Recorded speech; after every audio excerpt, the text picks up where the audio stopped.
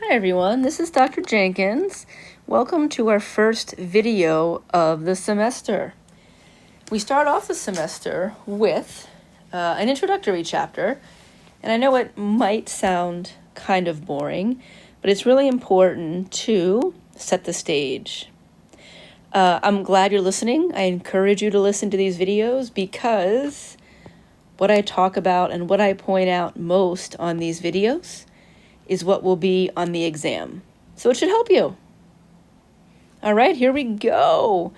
This is the outline. We'll talk about some definitions, what the macronutrients are, and stuff like that. You'll see on these PowerPoint slides, they're a little bit wordy, but I've made these slides myself, so you can imagine if you read these PowerPoint slides just by yourself, it's almost as if you can hear my voice as I'm saying this. You know, these PowerPoints will contain a lot of information. You'll be responsible for knowing most of it. So for example, when we get to the vitamins and minerals, in no way do I expect you to memorize all of them, okay? So instead, I'll pick out some. Either they'll be in red, or they'll be underlined, or in bold. And sometimes I'll have some extra information, but I'll specifically say this is not going to be on the exam. Good.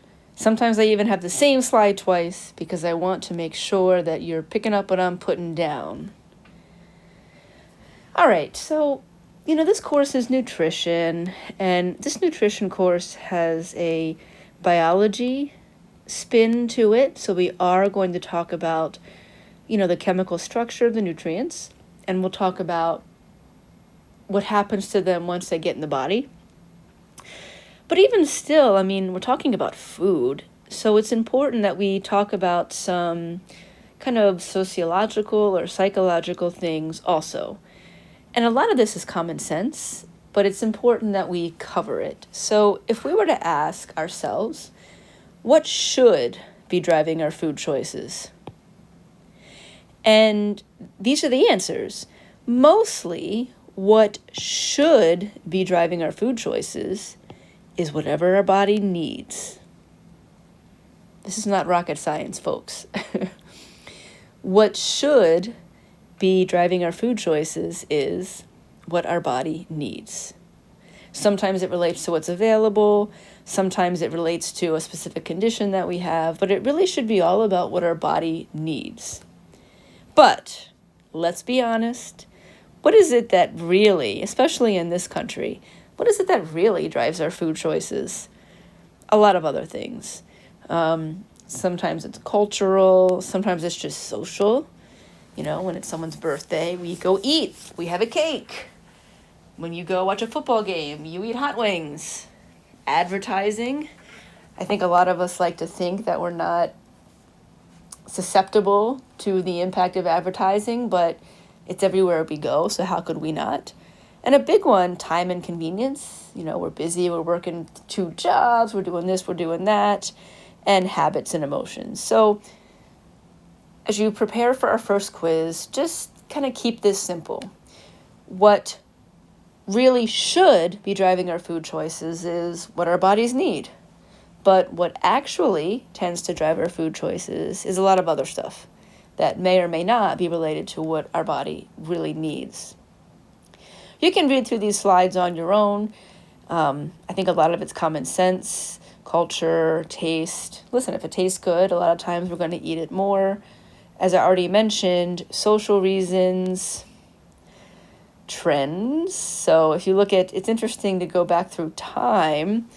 Back in the day, the trends were a little bit different, and we could make a very good argument that's scientifically backed that we were a healthier people.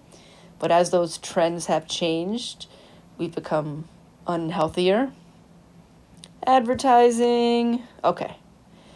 Here are some extra statistics. Things like this will not be on the exam.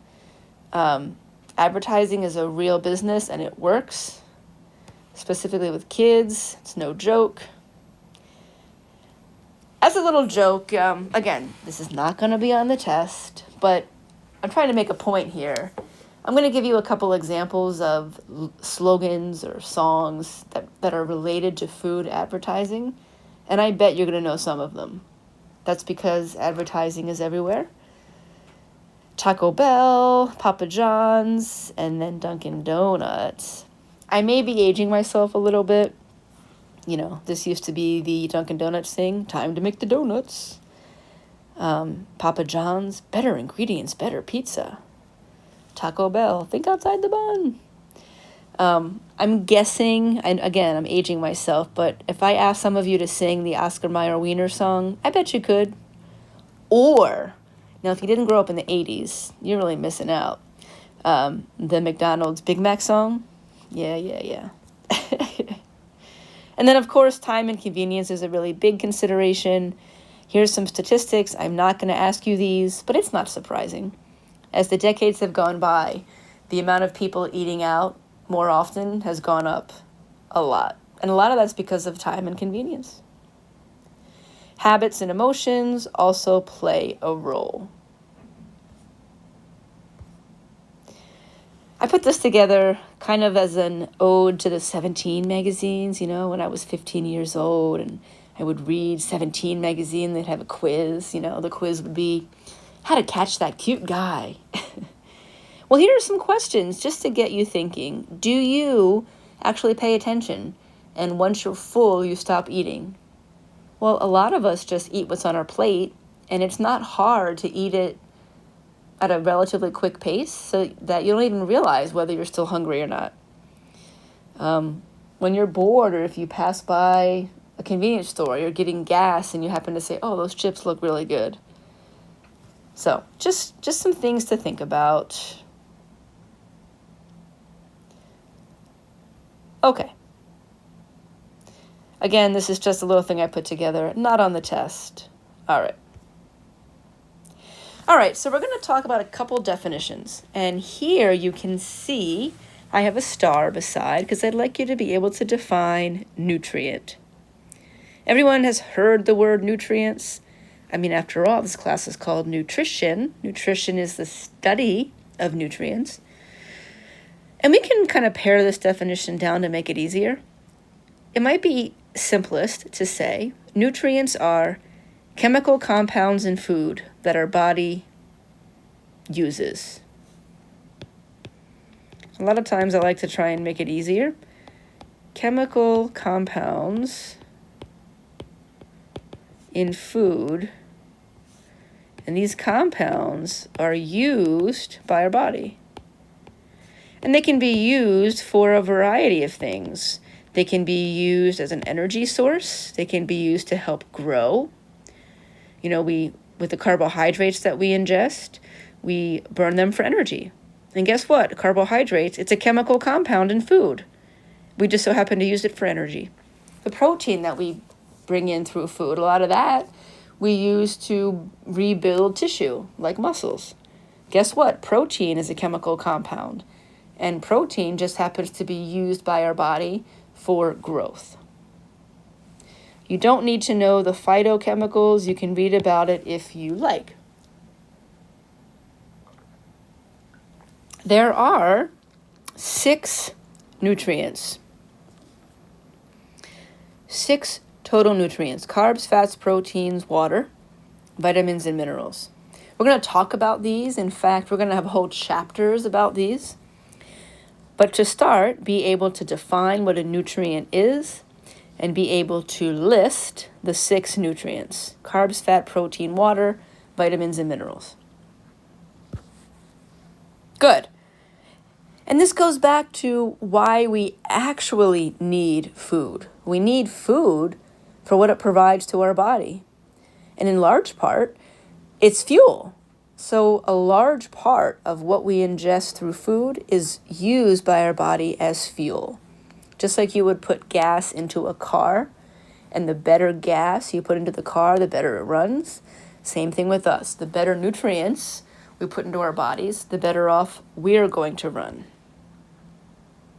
Okay. Some other definitions here. I don't want you to be intimidated. This is why it's good you're listening to this video. We can break it down. I'd like you to be able to define cellular respiration. Cellular respiration is the process where our cells convert glucose into ATP. So if I was going to make this simpler, I would say cellular respiration is the process where cells convert glucose is a carbohydrate, right, into the usable energy source of ATP.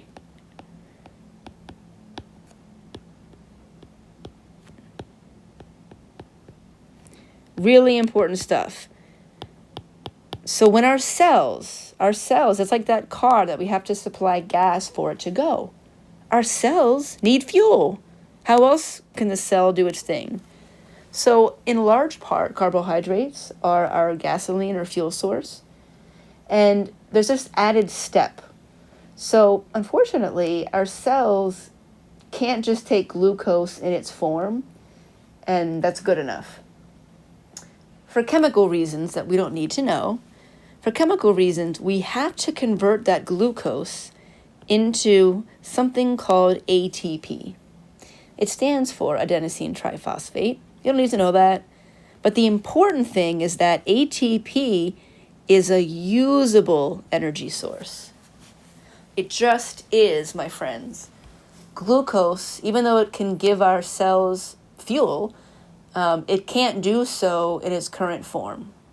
So the cells are constantly taking in glucose and converting it into ATP. And that is the usable energy source. This process is so important, it gets its own fancy name.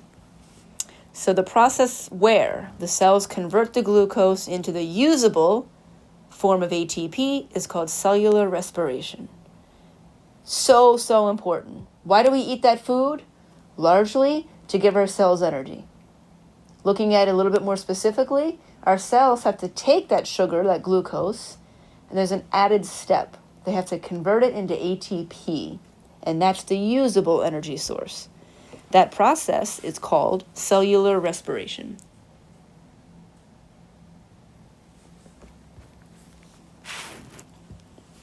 Good stuff, right?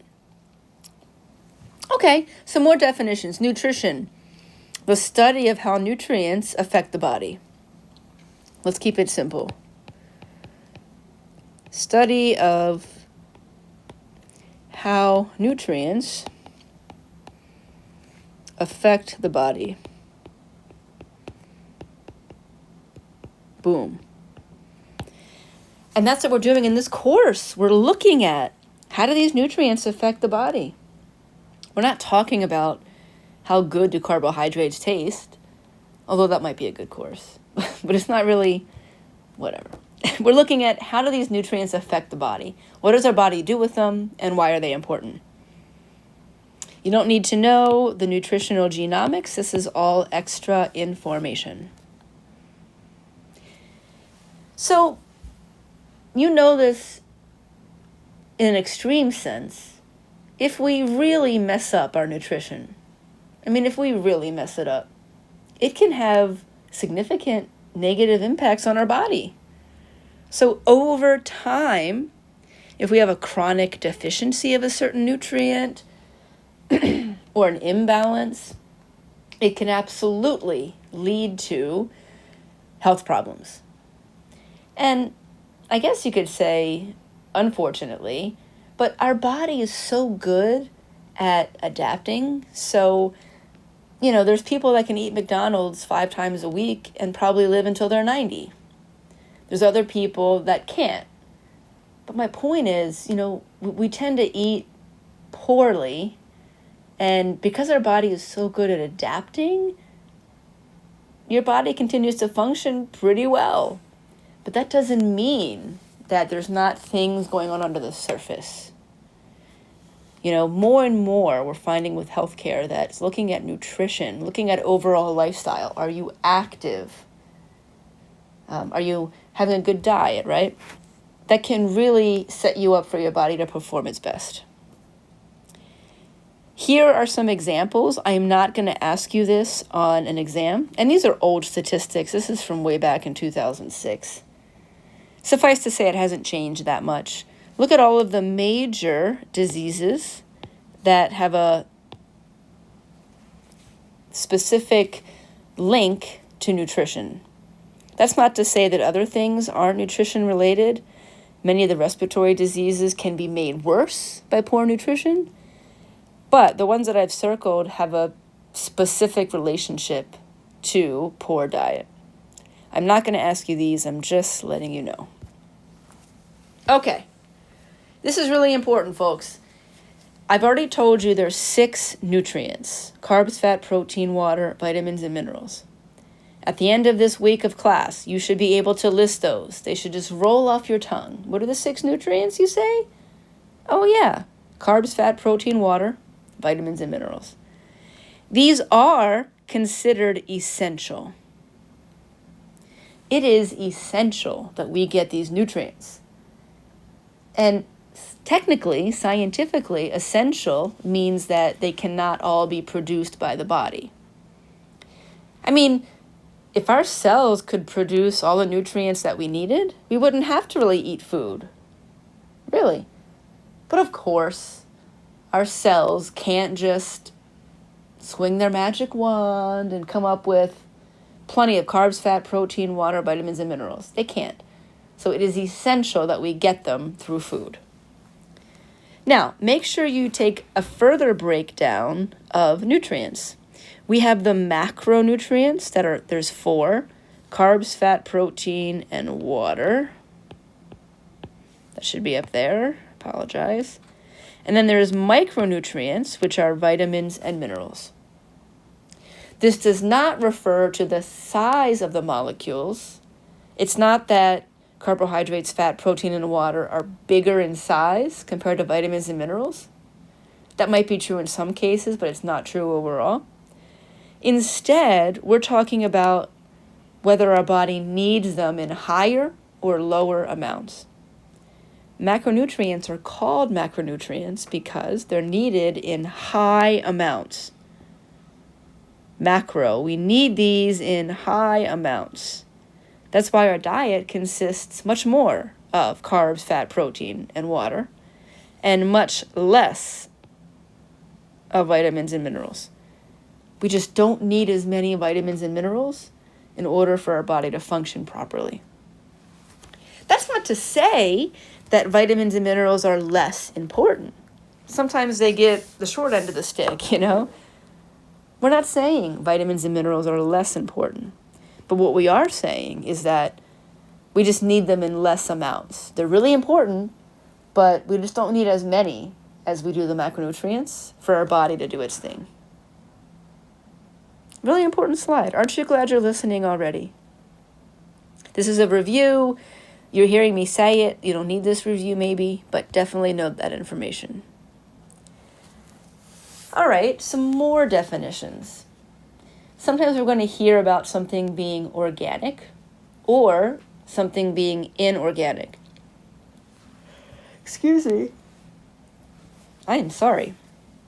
In scientific terms, organic means that that molecule contains carbon. If you look at the structure of carbohydrates, you're going to see some carbon, you're going to see some hydrogen, and you're going to see some oxygen. Well, carbohydrates, is there carbon? Yes, there is. So carbohydrates, fats, proteins, and vitamins are considered organic because they contain carbon. You don't need to know this list right now. Just know the definition, that when we consider something to be organic, all that means is that its molecular structure contains carbon. Where on the other hand, inorganic means that it does not contain carbon. We look at water. Well, water is H2O. So we have hydrogen and oxygen. Is there any carbon? No. So water is considered inorganic. And the only reason we care about this is because whether or not it contains carbon influences how the molecule acts in the body. Okay. Simple definitions, my friends. Okay. Now, as we start off this first chapter, I think it's really important that we give a simple function for each macronutrient. We're going to have whole chapters about these later. But, the more I go over this with you, the more times we go over something, the more likely it's going to stick in your head. It's true for everybody. So here's a basic overview of the function of these macronutrients. When we look at carbohydrates, well, carbohydrates give our body energy. But more particular, it's the immediate energy source or short-term energy source. In other words, when our cells need energy, what is the first thing they go to? Carbohydrates. When our cells need energy, what is the first thing they go to? Carbohydrates. On the other hand, fats also give us energy, but they tend to be a more long-term energy source. It is not possible for our cells to burn fat right away. It has to do with the chemical structure, a whole bunch of other things. Even if our cells wanted to, they would not be able to burn fat for energy right away. So we have the best of both worlds here. Our cells are able to get energy from carbs very quickly, and then as soon as they can, they're going to start to burn fats. Now, we do most often tend to burn a carbohydrate fat mixture. So I just want you to know it's not cut and dry. It's not like from this time to this time our cells can burn carbohydrates. But from this time to this time, they can only burn fats. We tend to burn a mixture of both. Our cells tend to burn a mixture of both. It's just that at the onset of when these cells need energy, they're going to be burning many more carbs. So the ratio of carbs is much higher and the fats are very low. But the longer that we need that energy for, think about a runner. If I do a 100-meter sprint, it might take me, I don't know, what's the world record? 10.49 or something seconds? It would take me probably, I don't even know, 20 seconds? Who knows? But a 100-meter sprint, whether it's 10 seconds or 20 seconds, that's pretty short. So the muscle cells are going to be able to get most of their energy from carbs because they're quick. But if I look at a marathon runner is exercising for hours. So they're more likely, because they're exercising for longer, they're much more likely to burn a higher amount of fat. They're going to burn both, but especially as the length of activity goes on, they burn more fat.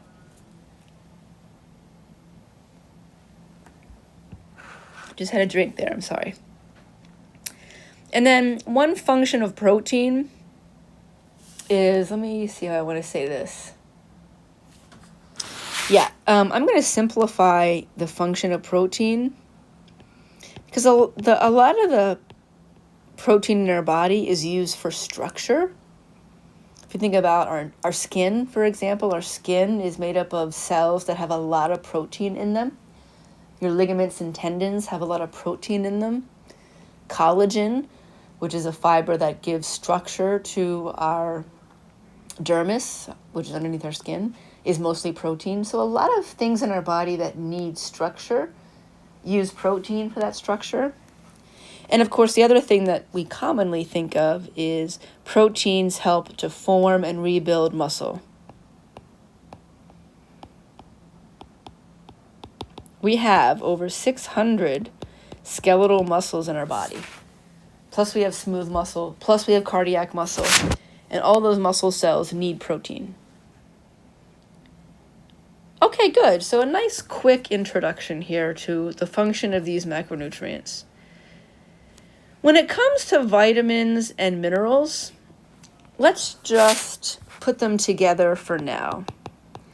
Because later on, we're going to talk much more about them. But I can be more simple. Vitamins and minerals, they tend to be the helpers or the supporting cast. They are not directly used for energy.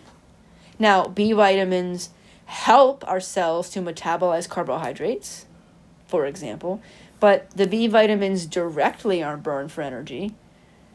So these micronutrients, vitamins and minerals that are needed in smaller amounts, they don't directly give energy. They don't necessarily directly give structure to the skin, but collectively they act as helpers.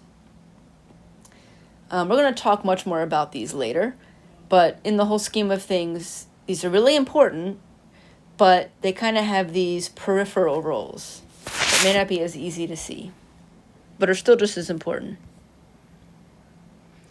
I'm going to focus on the water later as well. If you're wondering, some of the functions of water include cushioning. We have water around our brain. We have water in our knees for cushioning and for shock absorption. Water also serves as a fluid medium. How else are we going to transport things in the blood but to make the blood 55% water? Water is used as a reactant in many chemical reactions. So those are all important water functions, but you don't need to know them for now. I listed some. Don't worry about these for now. All right. Now, here's the $1 million question. So, how does someone get all these nutrients? And how do I get them in the right amounts? I mean, I hate to bore you, but it really comes down to a well-balanced diet. We're going to talk all about this as we go through the semester. A lot of you know what you could be doing better, probably. Have more vegetables, have less processed food. But I think it's helpful to try and keep things as simple as possible. You need all 6 of these nutrients, but you need them in different amounts. And when you're choosing what foods to eat that have these nutrients, you want to make mostly healthy choices. Less packaged food, more food from the grocery store, the produce, and the meat section. No one's perfect. You can have a cookie, but you want to be eating mostly good foods. And I just said this, I'm a firm believer that if you completely restrict your diet and don't eat anything that's potentially not good for you, that's a hard thing to keep, especially in this society. So in my mind, it's all about moderation. I have a really big sweet tooth. I can't help it. But I'm also a triathlete and cyclist. So having extra weight is not good for me as an athlete. I need a lot of energy because I'm biking for 3 hours, 4 hours, 5 hours. But sometimes I just want some cookies. And it's just about moderation. All right, couple odds and ends here. We're going to talk a little bit about supplements. How can we talk about nutrition and food without talking about supplements? This could be like an ergogenic aid for athletes, like anabolic steroids or coenzyme Q10, or it could be a vitamin supplementation. It could be Centrum Silver for older individuals.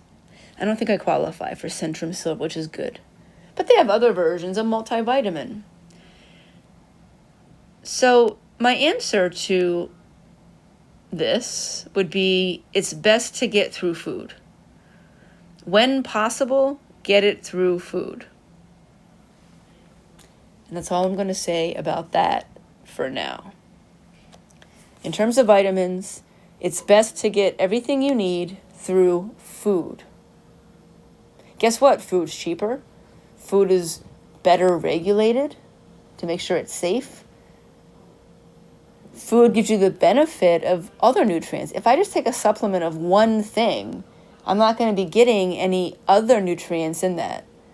But if I have a meal with a piece of fish and some protein and some potatoes, you're sure to get many more nutrients out of that well-balanced diet. Sometimes there are special circumstances. Some people have higher nutritional needs. So example, pregnant women usually have to supplement with iron. Sometimes there is a legitimate deficiency. It could be just how you were born. It could be something that developed over time. So sometimes there is a deficiency that's legitimate and you need the supplement. And other times there's diet restrictions. I'm not going to ask you any specifics on this on the first test, or first quiz. Let's just keep it simple. When it comes to supplements, my answer is almost always no, because it's better to get it through food. All right. Some more definitions. Just what you wanted, right? Some more definitions. Let's talk about calorie. Now, this can be really confusing. Stick with me, or if you needed to, pause, take a nap, and come back. Technically, there's a slight difference in definition between calorie and kilocalorie. However, for this introductory course, we're going to use the terms interchangeably.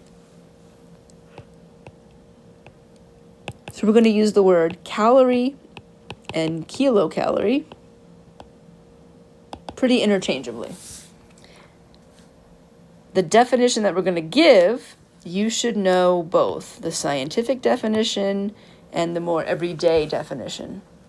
So a calorie or kilocalorie technically is the amount of heat needed to raise the temperature of 1 kilogram of water 1 degree Celsius. So be able to identify that in a list of choices. And then a more everyday definition would be how much heat given off by a food.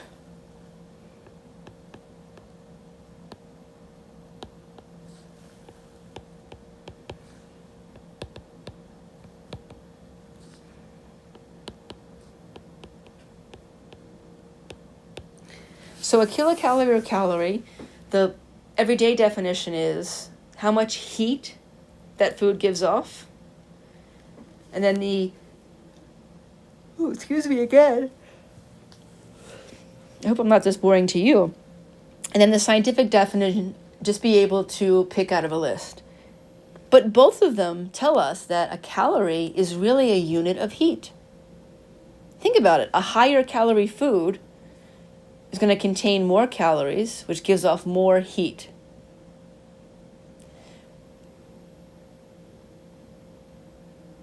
All right. Again, just know them together. Calorie, kilocalorie. We're going to use the same definition. How much heat is given off by the food? Okay.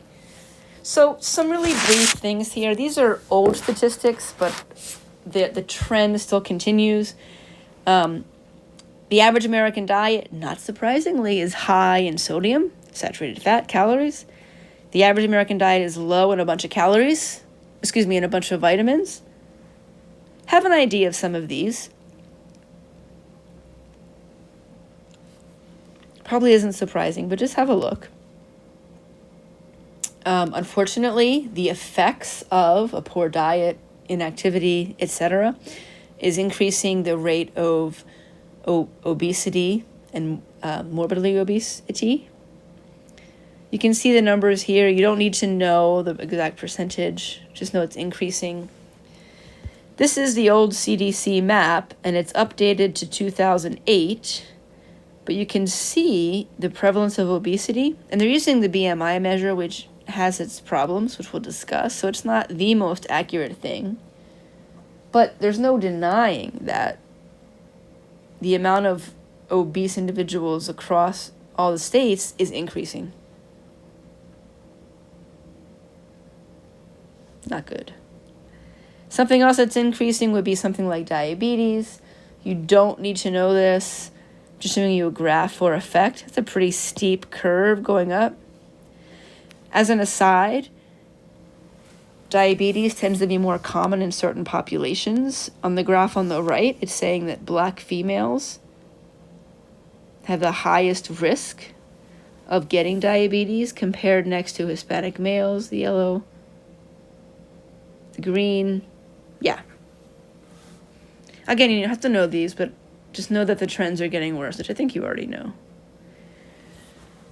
The stats that we just talked about of the obesity rates are measured by something called BMI, body mass index. The body mass index can be found from a chart. So I look at this chart. On the left, I see my height in inches. I'm about 5'8". And then I come across to my pounds. I'm probably about 150. So if I come down, where those two meet for me is 23, which corresponds to a high, healthy weight. Whereas if you were carrying more weight, if I was over here, then I would be unhealthy. But there's cons to this. For example, this does not take into account what type of weight. Folks, muscle weighs more than fat. If you have a dude who lifts a lot of weights, he's going to be fit. He's going to have low body fat, but using the BMI chart, he might show up as overweight. So even though this is a quick and easy thing to do, there are many drawbacks. There used to be this initiative called Healthy People, where the government tried to put together some initiatives towards getting a healthier country. Didn't really work that well, unfortunately. Okay. The last part of this chapter, we're going to be talking about some nutrition claims and research. I want all of you to become critical thinkers. With this knowledge after this semester, you're going to be able to sniff out some of the BS. Okay, so when you look at a product, how do you know whether it's, if you look at something like this, how do you know whether it's really true or not? Well, sometimes it's common sense. Sometimes it's common sense. Please have a skeptical eye. If I look at this Vibratone, vibrate your fat away in just minutes a day. Do you really honestly think that a vibrating belt is going to make your fat drop off? No. Personal testimony. Just because a celebrity said it was good doesn't mean it was. They just got paid. If they can sell you a great deal, they can say no side effects. Well, pretty much everything has a side effect. So these types of things make a product look not very credible. Not very credible. Personal testimony. You can pay anybody to say anything. So it is not scientifically proven. Catchy words and pictures. Do you really think that this woman in the bikini lost weight because of Slim Down with phentermine? No. Again, if they guarantee no side effects, stay away. Here you can put your feet into a tub and have all the toxins removed. No. I mentioned the celebrity spokesperson. This is Ally, the weight loss pill. It actually just became FDA approved. I still don't recommend it, but it's gotten some approval. All right. So how do you know whether something is credible or not? If you're looking online, something is more credible if it is .org or .edu. These are good. Let's face it, a lot of our information comes from online. Well, if it's a .org or .edu site, it's much more likely to be credible versus if it's a .com. You may once in a while come across a good .com, but a lot of the .coms are there to make money. The author, ideally, if we're looking at some kind of research article or if we're looking to see whether this supplement works, ideally, you'd be able to find a journal article where a researcher in that field studied it, did the appropriate design and research, and then publishes it in a journal. So we have Journal of the American Medical Association. All these journals publish research, but before they get to be published, they have to do a peer review, which means that other people in your field read it and give you feedback. So all those things were credible. .org, .edu, cool. Things that are not credible. .com. Things that are not credible.com. Things that are credible, an author in the field, a peer-reviewed journal article, factual sites. You can even use common sense like this. Yeah. And then non-credible. If you have personal testimony, that's really one of the least credible ways.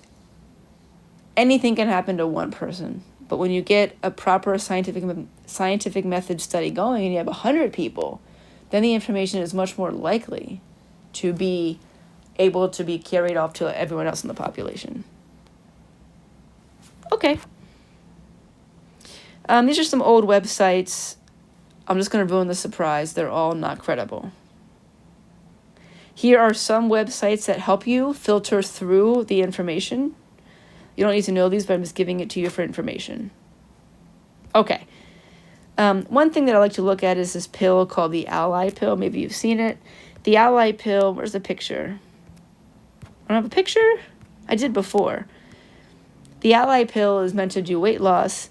It does the weight loss, or so it says, by inhibiting an enzyme that breaks down fat. So if you don't break it down, you can't absorb it. So you can eat fatty foods, but it just goes right through your bloodstream into the toilet. Oh, really? They don't really have, so far as I know, a lot of legitimate scientific information. It seems to help some people, but not others. Something else I thought was really interesting. You don't need to know. If I go quickly, you don't need to know it. The website, the old website of Ally, said that you should avoid wearing white pants to work, which is really funny. One of the side effects of taking this weight loss drug is that you have a lot of loose stools. So, based on that, they said, don't wear white shorts. But again, I'm not sure that I want to put a supplement into my body based off of someone saying you have to wear white shorts, white pants. Okay, last topic. Anytime we talk about a study, in this class we're talking about scientific studies. And I've mentioned this before. How do we know if Gatorade really does help replenish electrolytes in athletes? How do we really know if a high salt diet leads to high blood pressure? Well, the only way that we can legitimately, accurately figure these things out is by conducting a scientific study. Anytime there's a scientific study, it has to follow the scientific method. In any peer-reviewed journal, if it's going to get through those reviewers, it has to be a really solid study design. And it would be a design based off of the scientific method. You would want to first make some observations. A lot of times we make a hypothesis based off of something we see. Maybe we're going to the gym and we see the guy beside me is really putting on muscle mass. That's an observation. So I might start to think, why is he? After you observe things and you raise a question, then you're going to formulate a hypothesis. In my example,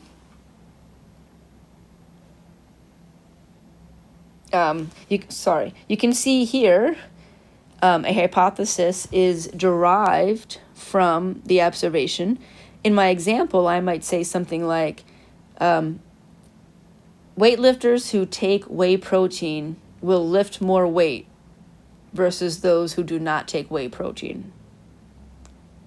It's important. Let me just check ahead for 1 minute. Okay. It's important that our hypothesis is what's called falsifiable. And because I'm writing this in here, I'd like you to know it. Falsifiable means something can be shown to be true or false.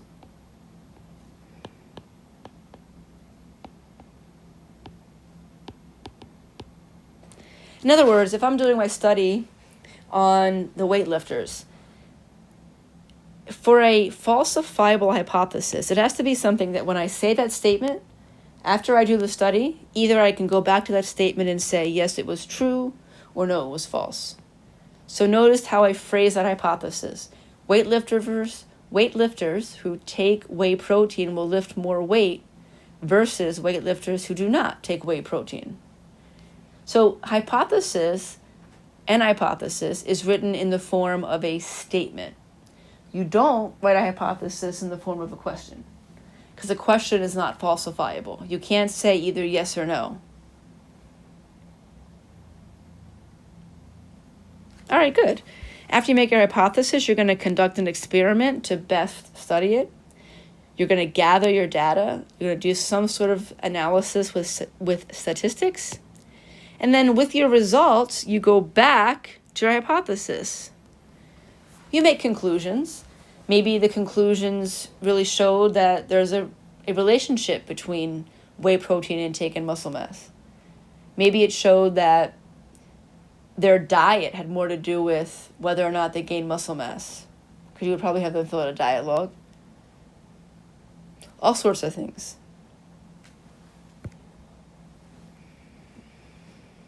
Okay, again, anytime we have a journal, anytime we want to show legitimacy, it's got to be the scientific method. Has to be these steps. Make sure you know these steps.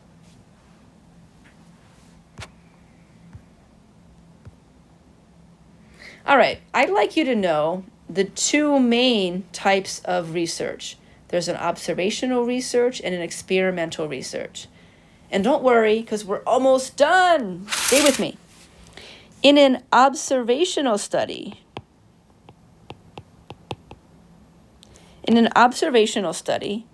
something is simply observed. So as a researcher, you observe, meaning there's no intervention.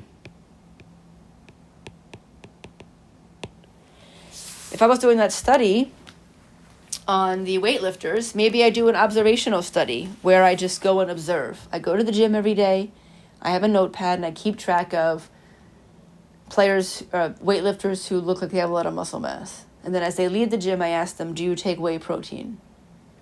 And from that, I'm able to make observations. Well, gee, those who were the most fit, they're the ones that took more whey protein.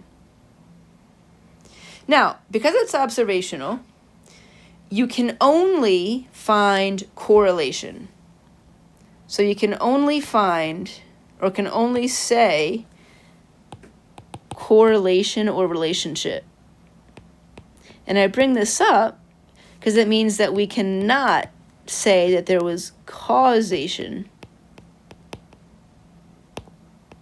My ends aren't very good. Sure, I do my study observationally and I might find a relationship or a correlation. Yeah, I observed these people and there was a correlation. Those that had the whey protein were more in shape. But it's not as scientific as an experimental study.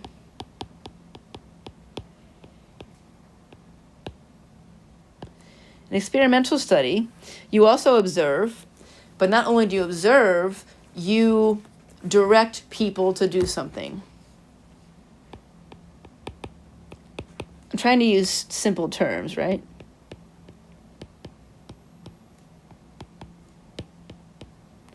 If I was doing an experimental study with this example of weightlifters and whey protein, I would have two groups. And this is always the case in an experimental study. You're going to have a control group and an experimental group. The control group does what you say. So in this case, the experimental group. The experimental group does what you say. So in this case, the experimental group would take whey protein. They do whatever it is the researchers wanted them to do. In a control group, you have to have a group to compare the experimental group to. So the control group has a placebo.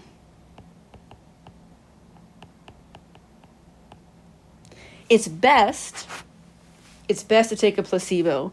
In this case, maybe I would have powder, but it just wouldn't be whey protein powder. Maybe it would just be some kind of bland sugar powder. Because I want to limit as many variables as possible. So if both groups think they're doing the same thing, it's much easier, there's less bias. If I already know I'm in the control group, I'm probably more likely to wimp out. Versus if I know I'm in the experimental group, I'm going to bust my butt. So to be truly objective, in the best case, your experimental studies will be double blind. Neither the researchers who did it or the subjects know which group they're in. And because it's experimental, we can derive causation. I cannot write today. I apologize. Let's say this again. Can derive, D-E-R-I-V. We can derive causation. If we have effectively set up the study, if we have eliminated as much bias as possible, if our control and experimental groups don't know which one they have, all of these things will help you to lead to causation. Because in this case, if I actually give one group whey protein and the other group a placebo, and I have them doing the same workout, eating the same thing, I would actually be able to know, did the whey protein help? And I could say that the whey protein caused the muscle growth.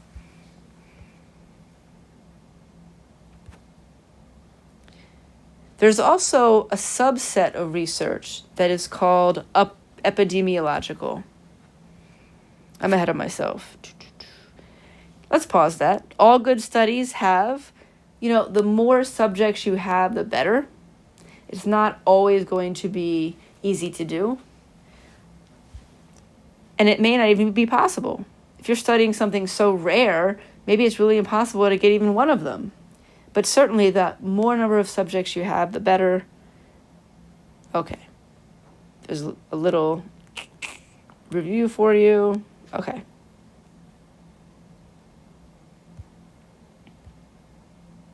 Okay. This is the last slide, and I promise.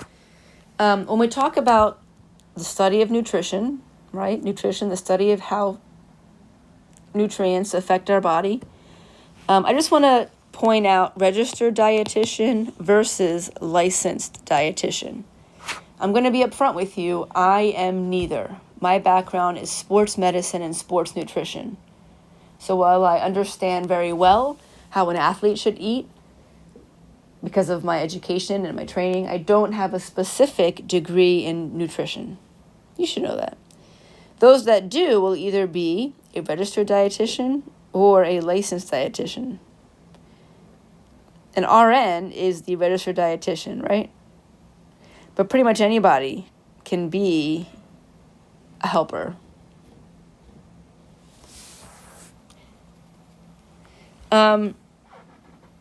Okay, and a registered dietitian, they have had to have gone to a school that has an accredited program. License just means that it's recognized by the state. You know what? I want to cross this off because it's confusing. All you need to know is someone who is a registered dietitian, they have received a 4-year degree in nutrition and they've passed a national exam. So you can be pretty sure that they are very credible. All right, that's the end of the first video. I hope it helps. As always, I'm here to answer questions.